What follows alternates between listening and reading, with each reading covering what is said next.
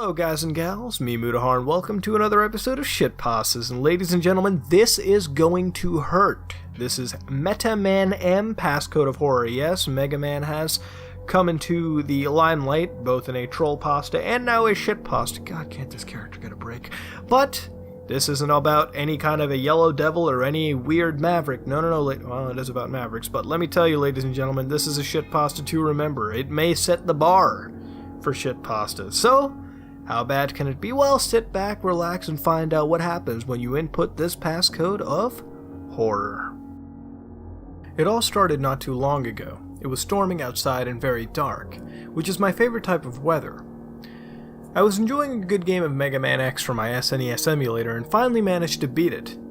It was a moment I would never forget as the dialogue and cutscenes rolled by, lightning struck, and the power cut out right then. It said it's a war with humans close to the end. Only the X-Buster on his arm knows for sure. It made me realize that I had to fight Sigma and his dog all over again. Luckily, I had the passcode for getting back to where I was because my save states were corrupted from that power outage. And I don't save states during boss battles. Upon pulling out all the numbers, I heard a beep sound. The sound you hear when it isn't an invalid code. Yet it went on as if it was a valid one. So why did it beep like that? I disregarded and continued on, but instead of loading up the stage selection screen, the intro stage started up.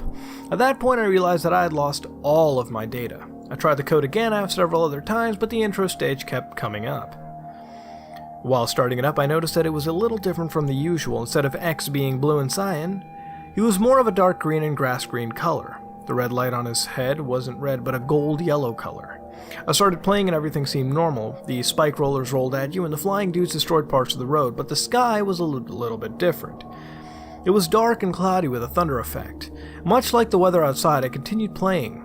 But when I shot my weapon, it didn't fire the usual 3 X-Busters. Instead, 2 normal flying rockets were shot, which apparently did 2 times more damage than the X-Buster. It was kinda cool to have a weapon like that. I continued through the level and nothing was changed until I got to the end. At the end I saw X, Zero, and Vile along with Storm Eagle's ship. So I wasn't playing as X, then who was I? The dialogue box came up and all of them spoke. X said, "There he is." Zero said, "We have you now," and Vile said, "Yahaha, there's no escape. With Sigma gone, we aren't going to let mavericks like you start another war." Vile made me wonder something. He said Sigma was gone, and why is Zero and Vile there? If Sigma is defeated, then Zero should be broken and Vile should be dead too. But they were right there. I realized that earlier I had defeated Sigma. I thought the lightning could have corrupted my data, which is a high possibility, but I find it strange that the game was changed in such strange ways. Anyways, after they said their stuff, the battle song started, but it sounded deeper, slower, and full of static. It gave me an eerie feeling. But what was even weirder is all of their attacks bounced off me like they do to shields. After a few seconds I fired a missile, but strangely it exploded in mid-flight and split into 3 other missiles that homed in and hit all 3 of the guys. The screen flashed like when you destroy Vile's ride armor, but soon it faded away, and something strange happened. Zero was blown in half, X was frozen in a dead pose, and Vile was exploding, causing a red fluid to splatter everywhere. It was transmission fluid. Then, a dialogue box appeared and said, "You fools, the war has just started, and I'll show you by slaughtering thousands of humans and reptiloids. Hear me now, my name is Meta. Remember that name." After that, his eyes were glowing red, and he beamed up into the sky, which normally means that you beat the level. Then I was at the stage selection screen, but it made me not want to pick any stage. All the eyes of the bosses were missing, and the music sounded broken and full of static. The map looked different too. The sky was red, and so was the ocean. Most of the boss stats were the same, except for the weapon analysis. Under the weapon section it says deceased, which was very strange. I chose Chill Penguin first, because that's what you're supposed to do. The intro fanfare came in, and Chill Penguin did too with his pose, but it really disturbed me to see that he had no eyes. It stayed on that frame for 20 seconds and I was unable to skip it.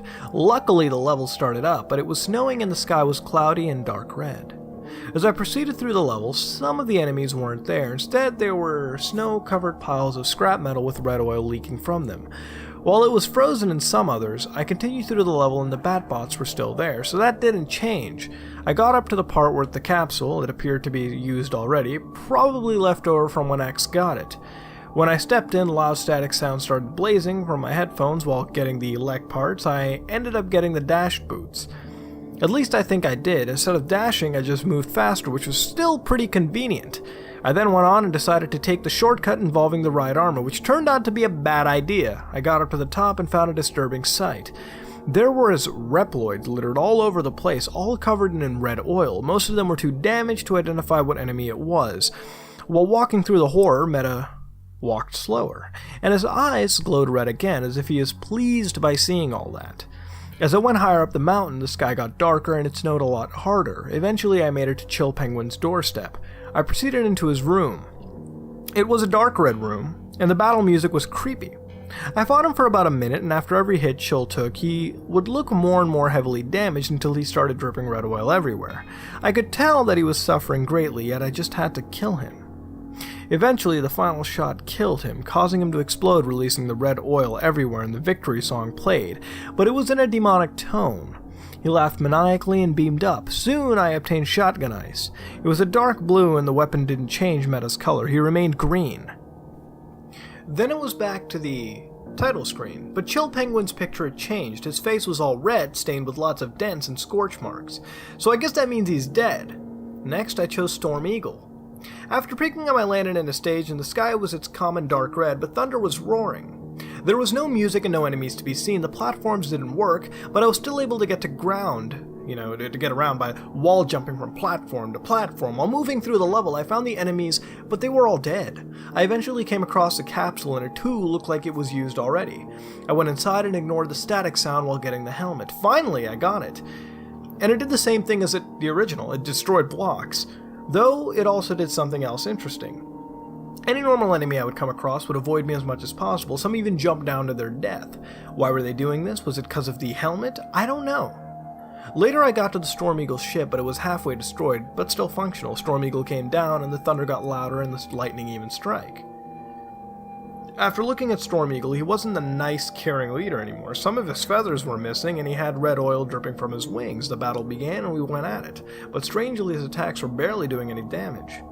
After he got to low damage, his wings fell off, and after a moment, he had died. I usually shed a tear from witnessing that. Poor Storm Eagle. After he died, the victory theme played as its usual demonic tone. He did his maniacal laugh, and then beamed up. I had obtained Storm Tornado. But whenever it was shot, thunder could be heard. The weapon didn't change Meta's color either. Back to the dreaded stage selection screen for me. After returning to him, Storm Eagle's face changed too, but his face was dripping with red oil and his beak was missing. Next, I chose to go up against Flame Mammoth because I had his weakness.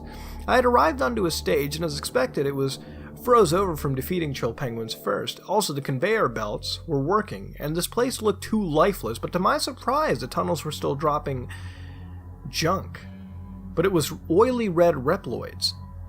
I proceeded through the stage, but to me it looked like it had an accident, because some bits of the stage were missing. Eventually I came across the arm part capsule and went inside it to get the arm cannon, but when I did, nothing had happened.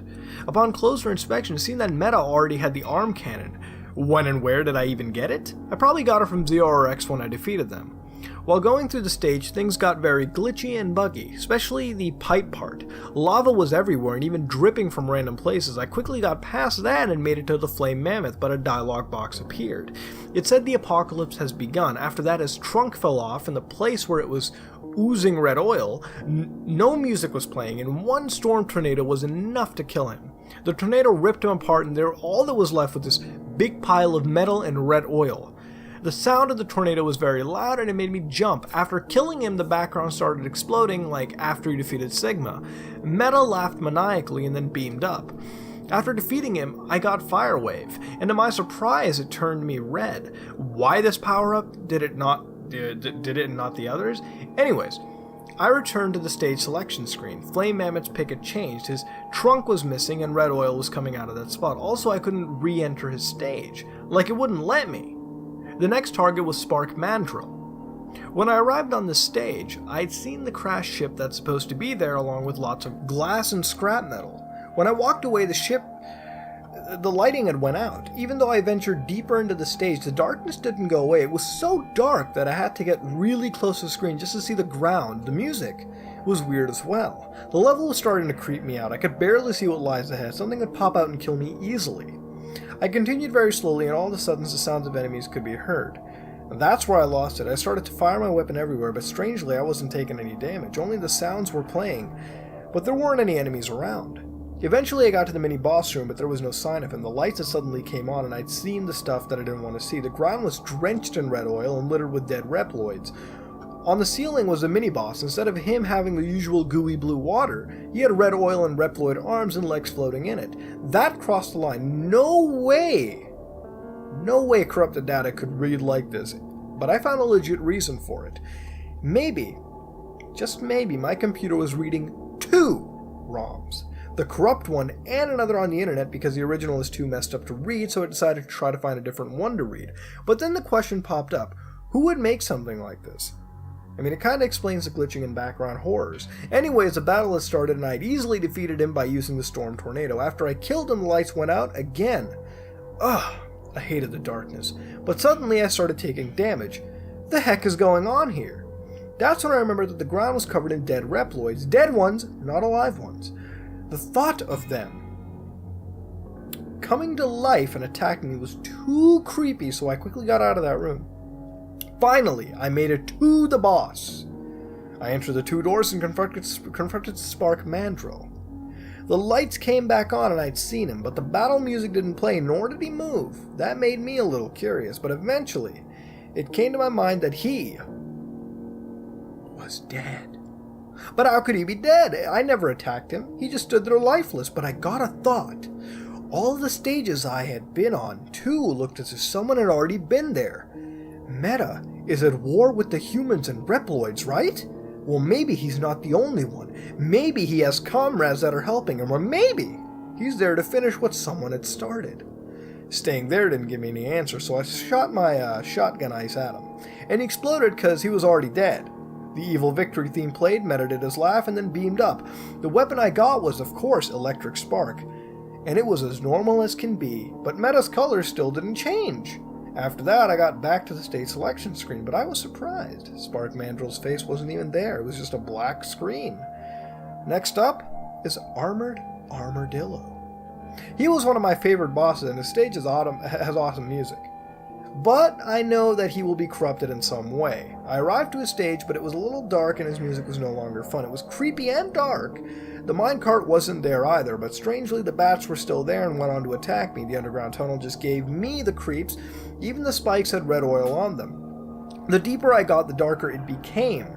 The rock-busting boss were just old, rusted-up metal with red oil on the spikes. I kept going even though I didn't want to, and it made it up to the part where you were supposed to ride the minecart to get over the cliff to get to the boss, but I wasn't there. I was thinking, how am I supposed to finish the level? I wasn't getting anywhere just standing there, so I went in. But as I was holding the right button, Meta started running. He was running so fast that it was the same speed of the minecart, but the track was different. For once there was a cool moment in the dark tunnels, but it changed quick, his eyes glowing red again, and by now I know what that means. There were enemies on the track, and one by one they got rammed into us and splattered with red oil everywhere. There was deep static, and the screen was getting a darker red. It was like, no! But I held down the right button, and I hit the ramp fly skyward. The waterfalls in water were a blood red, which didn't surprise me. Blood red, which didn't surprise me. Finally, I went through the doors and confronted Armor. His shields were cracked and nearly broken, while his armor is full of dent marks and blast holes. The battle music started up, and actually it was the original theme, no corrupted version. The battle started and everything went out normally, but when his life got low, all hell broke loose. Each hit would knock off a piece of him until he only had a head and a torso. He didn't explode. No. He stayed looking like that. His red oil pooled upon the ground. All Meta did was laugh at the sight of him, which actually made me very angry. Then he beamed up. I got the awesome rolling shield, and it did exactly what it usually does. But it didn't change Meta's color, which didn't surprise me at this point. His face changed too, like the others. It showed a robotic skull with bolts of lightning charging from it. That leaves just 3 Mavericks to defeat. I chose to go up against Launch Octopus because I had his weakness, which was a rolling shield. Upon arriving to the stage, it looked just as I expected. The water was a blood red color, and the sky was very dark. It was also raining. and the rain even damaged me, so I quickly ran towards the water and jumped in. It was strange because I moved sort of slow, and his jump was even slow, but that proved to be quite useful. It was kind of hard to see through the waters. Luckily, there weren't any enemies to be seen. While going through the level, those submarine mini-boss guys were still there and acted normal. Soon enough, I made it to the ship, which we were supposed to do to get the turbo heart. But it wasn't there, and neither was the hatch. I jumped down to get the turbo heart, but it was too thick from me to see, so I abandoned the idea. Nearing the boss, I encountered that wormfish dude, but he had spikes all over his body, so I couldn't ride it while shooting it. Almost all of my weapons had no effect on him, so I decided to stop playing around with him to charge up my primary missile weapon. Then I fired it, but there was very loud static boom, which caused me to flinch. When I looked back at the screen, only bits of them remained. I had no idea that I was even able to do that. Finally, I made it up to the boss door, but all around me was dead Reploids, sunk to the bottom around this entrance. Ugh. I knew something awful was lurking behind that door, so I went through it and confronted Launch Octopus, but he was feeding off of something. It looked like one of those robotic fish. Then the battle starts. The only attack he did was a whirlpool suction thing. I looked closely and seen that he hadn't have missile racks, only 2 extra tentacles. The battle wasn't hard, but it took alto of my time. Eventually I defeated him. Instead of laughing, a text box appeared and Meta said, "I wonder how brother is doing." After that, he beamed up. I was disappointed by the fact that I didn't obtain a new weapon from him. It was back to the stage select screen, and unsurprisingly, Launch Octopus' face changed. His face was all dented up and half of it was missing. Next, I was going to go up against Boomer Kuwanger. But his picture stunned me. His eyes were glowing red, just as Meta's would. I selected him, but instead of going through his intro and started at the start of the stage, I started in the boss room and a conversation started. Boomer said, "The sky has gotten dark. Was this your doing?" Meta said, "Yes, brother. Everything is going as planned." Boomer said, "Do you manage to finish off the remaining enemies?" Meta said, "Indeed. They are all destroyed." When I heard that, my mind was like blown. So all the corpses, all the destruction, and all the half-beaten bosses were his doing? No way. The conversation continued. Boomer said, "Good work. Now only one enemy remains, and that is Sting Charmeleon. I'll come along and assist you in this final attack." Meta said, "Very well. With him out of the way, we can ensure the total annihilation of Reploids and humans." After all that, Meta beamed up. Finally, it was time to defeat the last boss. I picked him and watched his intro, but he looked scared and terrified, as if he knew I was coming for him. It made me feel sad at first. I then started on the stage, but it was a horrible sight. The trees were on fire and had numerous claw marks on them. I had seen the enemies, but they were being attacked by guys that apparently were my comrades. Everywhere I went, the enemy was being destroyed. I made it to the part with that big robot that guards the armor, but he wasn't there, and neither was the capsule. Anyways, I continued through the firefight and made it to the part where you're supposed to use a ride armor to get to the boss, but the ride armor wasn't there. That didn't stop me, so I went on, and every ride armor guy I encountered, one of the comrades in a ride armor would appear to protect me. It was cool, yet creepy. Finally, I made it to the end and went through the boss doors, and there Sting was. The battle had started, and none of my attacks were damaging him. Then I realized that I might have his weakness, so I went to the pause menu to select the boomerang cutter, but it wasn't there. Instead, it said Boomer Kuwanger. I selected that and unpaused. When I did, the meta sprite was replaced by Boomer Kuwanger, and the text box appeared, then said, "Your end is at hand." Sting said, "Nah, I don't think so. I ain't scared of you." After that, Boomer Kuwanger engaged Sting. But I wasn't able to control him, so I just watched. Boomer would throw his boomerang cutter to know Sting down, then throw him into the ceiling. Red oil would splatter everywhere every time he did that. Eventually, Sting gave up and died. Afterwards, the victory theme played, but it was backwards and very demonic. Metasprite came back and he beamed up. I didn't get a new weapon, but I wasn't loaded back to the stage selection screen. I appeared in that scene that would usually be 0 and X, but instead it was Meta and Boomer Kuwanger. The conversation started and Boomer said, "Finally, now no one stands in our way." Meta said, "Now we can proceed with our plans. Humanity and Reploids will finally come to an end." Boomer said, "The time has come. Let's get to it." After that, they both turned and looked at the screen. They stared at me for 5 seconds when an error message popped up and said, "SNES 9X has encountered a problem and needs to close. We are very sorry for the inconvenience." Thank God. Seconds later, the emulator closed itself out, and I sat there wondering what the hell happened. I tried loading the ROM back up, but it wouldn't work because it was corrupted. After many other tries, I closed out the emulator entirely. Then I looked at my desktop background, and it wasn't what it was meant to be. It was the stage selection screen of the game before I defeated all the bosses. Ever since then, I never thought of Mega Man X the same way, and realized that for every good side, there is a dark and evil side. Someday, you will come to know fear just as I have. Face me, and you shall surely perish. Meta, the Cosmic Destroyer. Remember when I said in the beginning that this was gonna hurt? Well, I wasn't joking. I think we have found the new low for shitpastas. I think the bar has been raised in this respective series. It was cringy, very full of cliches. In fact, cliches that were really, really noticeable. Cliches that shouldn't even have been there in the first place. It felt like it was just tossed in on purpose. And it didn't have much in terms of substance. But we are not assholes. We're not just going to sit here and criticize something without ever explaining why you can't fix it. So what was wrong? Well, there was no proper game acquisition. In fact, there was not even a proper first act of it. But that's not the end of the world. You know, games, it doesn't always need that. In fact, it's sometimes refreshing to see that it not going that route half the time as well. But what I mean is that we start off just knowing it's an emulator, and boom, we go off and continue to see whatever happens from later on in. So what happens later on in? Well, it starts immediately. Everything just starts off happening, and it throws build-up completely out of the picture. And the real problem there is that when you get towards the end, when the whole motive is announced in terms of the game's plot, or the creepypasta plot, it's never really substantial, because without any build-up, what the hell is the point? Because if you don't build up to the ending, we're not going to really be affected by the ending in the first place. So after that, it focuses on events that are just too noticeable, you know, things such as red sky, red oil, which, okay, just say blood instead of, you know, saying red oil. It just throws me off completely half the time.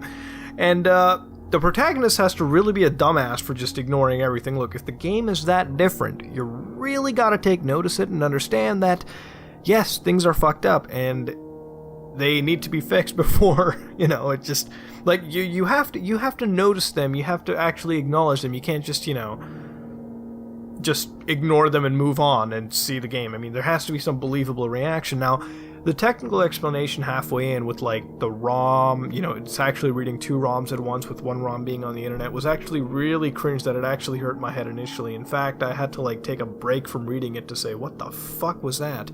Because I've seen some bad technical explanations in creepypastas, you know, demons infecting games half the time, or, you know, a fucking ghost coder, but this takes the cake. I don't know how the fuck that was assumed to be believable, but it was used. It was used, ladies and gentlemen, let me tell you that. It had no sense of reality whatsoever, and not that creepypastas are bathed in realism, but they have to have a little bit of realism for it to give you a story. It's a campfire story, you know, for God's sakes. There has to be a level of believability that suckers people in. And then you get to the ending, which is absolutely weak. Little explanation why. It had no build-up to it, and I feel like even if it did, it just wouldn't have been a good ending. It's like the cliched, weird ending trying to be all edgy and whatnot, when it really doesn't have to go down that route at all. Now, if you're going to showcase that, at least explain why, and please use some believable technical reasons for it as well, because you can't just introduce two ROMs at once. It just sounds way too far-fetched for anyone to believe it. Even if you don't know how emulators work, you know that's not a thing that happens. Now, if you're going to fix it, it has to be introduced right. The whole story has to have an introduction. It has to have build-up. It has to showcase the game in any kind of a believable fashion. You have to introduce these things. Build-up is necessary for any creepypasta. And if you're going to fix it, there has to be an elimination of a lot of these cliches. They just feel way too prominent, and they just throw you way out of the experience. In the end, it has potential to be good. It is like a classic creepypasta, except it does pull a lot of the bad tropes into it. So, in the end for shitpastas, I do ask you, audience, what would you rate this and what would you change to make it better? And, do you think it deserves a shitpasta title? Let me know. I'm not perfect in any kind of a judgment or rating in all these, but I try my best. And, I'm here to ask you. Now, if you're the author of the creepypasta, please don't take it really bad. Again, this is just a series. again, shitpastas are creepypastas that do have the potential to be really great if done properly. So, just take the criticism, I guess, as it is, plus I don't want to be an asshole. Again, it has potential.